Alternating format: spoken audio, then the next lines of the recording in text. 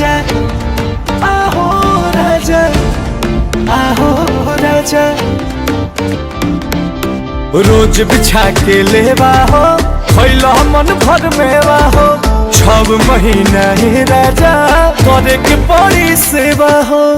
7वां महीना पिया फल फूल खियाही हो 8वां महीना राजा तेलावा लगही हो 9वां में पापा बनी जइहो आहो राजा गोदी में बबुआ खेलइहा आहो राजा 9वां में पापा बनी जइहो आहो राजा।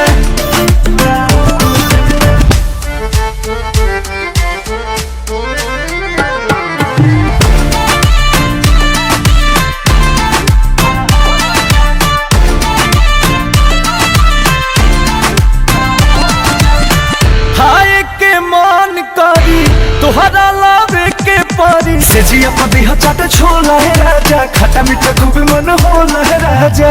हमारा के छोड़ी राजा बहरी ना जई हो होई दहरात जाबू बोए दबुलई हो सब देवी देवता मनई हो आहो राजा गोदी में बबुआ खेलई हो आहो राजा 9वां में पापा बनी जई हो आहो राजा।